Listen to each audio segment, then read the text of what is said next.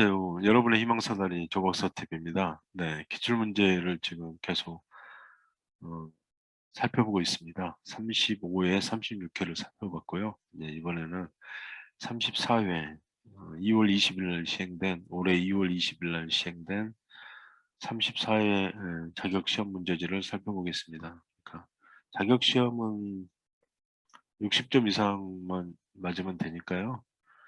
만점 맞을 필요가 없거든요. 그래서 기출문제 분석이 중요합니다. 그래서 기출문제를 계속 반복해서 이렇게 출제가 되거든요. 그래서 기출문제를 반복하면은 도움이 많이 되실 겁니다. 특히 이제 나이가 드셔서 늦게 공부하신 분들은 조금 이제 어려울 수 있는데요. 하여튼 기출문제는 무조건 풀어보고 가셔야 됩니다. 자, 그러면은 시작을 하겠습니다. 34회 요양보호사 자격시험 문제고요. 음, 홀수형입니다. 예, 응시번호 뒷번호가 홀수면은 이제 홀수형 시험 문제를 보고요. 그래서 본 시험은 각 문제에서 가장 적합한 답 하나만 찾는 최선답형 시험입니다라고 돼 있고요. 응시번호가 끝자리가 홀수형 문제지인데 이거는 그리고 응시자는 시험 종료 후 문제지를 가지고 퇴실할 수 있으니까 바로 정답을 확인할 수 있겠죠. 그래서 자기가 몇 점인지를 확인할 수 있습니다. 2월 20일 날 국시원에서 시험한 시험 문제입니다. 자, 34회 홀수형 요양보호론 필기시험 확인해 보겠습니다. 문제를 1번 결단적 행동이 느려지고 모든 일에 신중해지는 노인의 심리적인 특성은 조심성이죠. 조심성. 네, 이렇게 바로 딱딱 나오는 거죠. 이런 거. 2번 노인 부모가 결혼한 자녀와 가까이 살면서 자녀의 보살핌을 받는 형태는 수정확대 가족이고 여러 번 했기 때문에 바로 나오죠. 자, 이것도 반복이 되잖아요. 그래서 노인 장기요양 보험 제도에 관한 설명을 옳은 것은 3번에 장기요양 사업에 노인 장기요양 보험자는 건강보험공단이고 장기요양 사업에 어, 보건복지부 장관이 관장하죠. 그래서 2번이 정답이 되고요. 어, 인정 여부 및 등급은 등급판정위원회에서 판정하고요.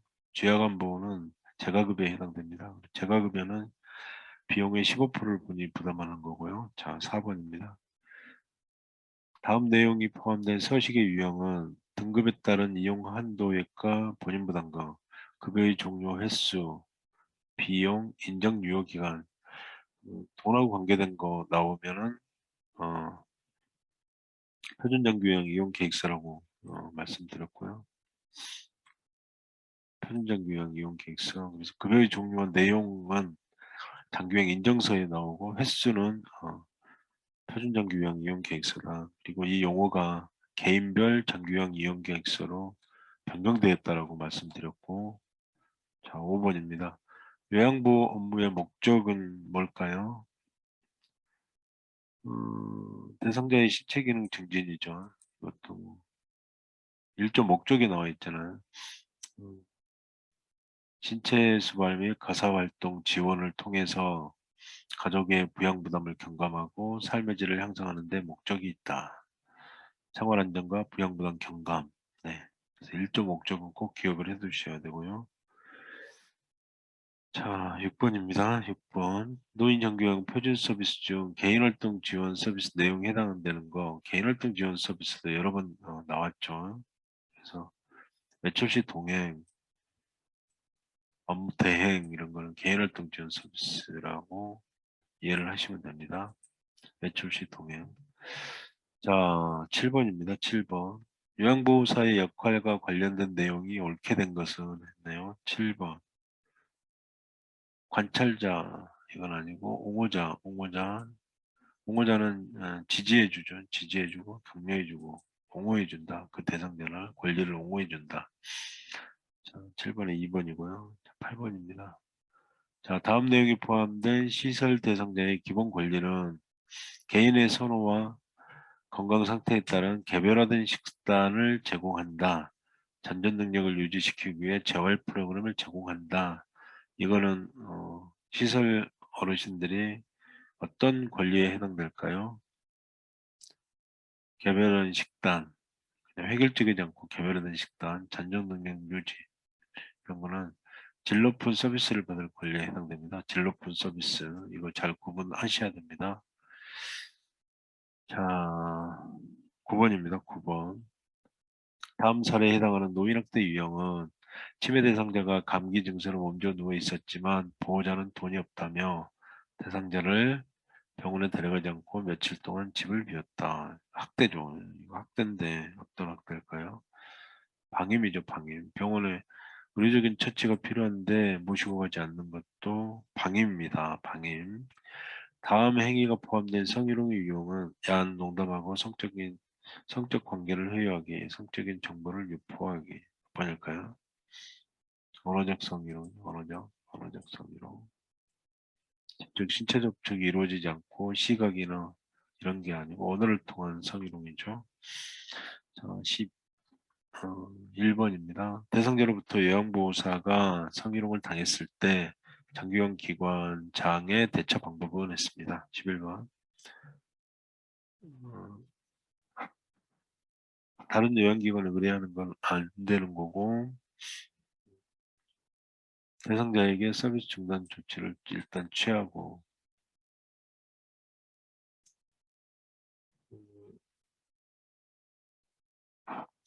네, 2번이 정답입니다. 뭐 행정업무 배치 이런 건 아니죠. 1년에 1회 이상 심리치료가 판단된다면 기관장이 직접 하는 게 아니고 의뢰하죠. 전문기관에. 자, 12번은 요양보호사가 지켜야 될 행동규범을 준수한 사례는 했습니다. 12번 서비스 제공 기록지는 업무 수행 직후 기록하였다. 네, 이게 맞습니다. 바로 기록을 해야 되고 미뤄두면 안 되고. 자, 13번입니다. 다음 상황에서 요양보호사의 대처 방법은 장기유형 3등급 대상자가 경제적으로 어렵다고 사정하면서 본인 부담금을 감면해 주지 않으면 다른 기관으로 옮기겠다고 말하였다. 이때 어떻게 대처해야 되는가?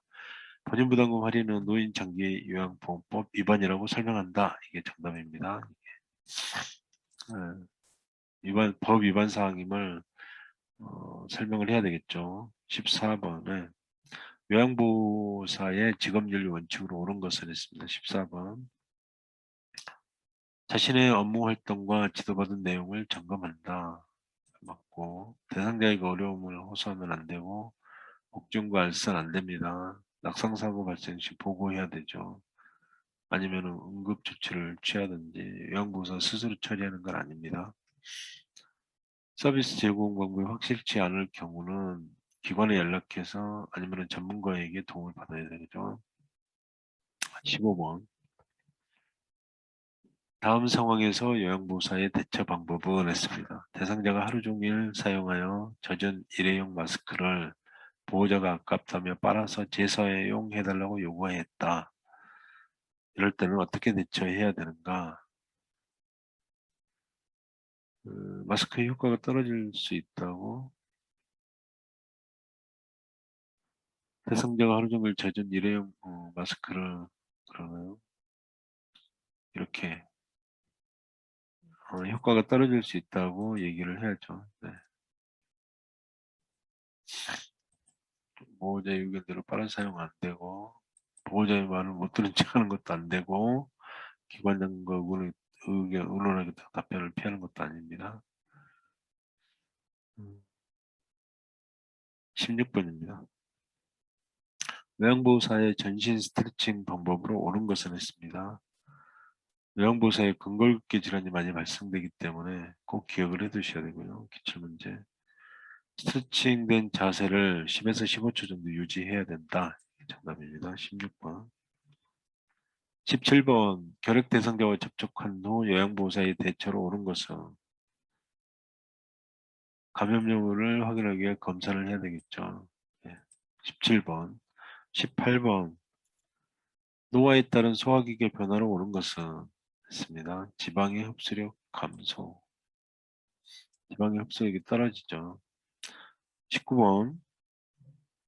천식 대상자의 호흡곤란을 예방하는 방법으로 옳은 것은 19번 몇 번일까요? 9번은 천식 대상자. 뜨거운 물로 친구를 세탁한다가 정답입니다. 20번에 고혈압에 관한 설명으로 옳은 것은 고혈압. 처방된 혈압은 혈압이 조절되어도 복용하는 게 아니죠. 이거는 20번은 21번입니다. 골다공증의 위험 요인으로 옳은 것은 21번. 흡연도 골다공증의 위험 요인입니다. 자, 22번입니다. 청골 부위의 욕창을 예방하기 위해 도넛 모양의 베개 사용을 제한하는 이유는 했습니다. 도넛 모양은 체위 변경이 어렵죠. 네, 22번. 예. 제가 잘못 확인했고요. 청골 부위의 욕창을 예방하기 위해 도넛 모양의 베개를 사용을 제한하는 것은 도넛 모양의 이게 체위 변경보다도 청골 부위의 혈액순환이 저하되니까 네, 도넛 모양의 베개 사용을 하면 안 되겠습니다. 네, 23번입니다. 안압 상승으로 시신경이 손상되어 시력이 저하되는 질환은 안압 상승으로 목내장이죠, 목내장 안압 상승. 당뇨병을 관리하는 방법으로 옳은 것은 몇 번일까요? 운동은 식후 30분에서 1시간 전에 시작한다. 바로 시작하는 것은 좋지 않고요. 선망에 대한 설명으로 옳은 것은 선망은 증상이 갑자기 나타납니다. 증상이. 26번 대상자의 영양관리 방법으로 옳은 것은 과일류는 하루 1회 이상 간식으로 섭취한다. 이게 정답입니다. 27번에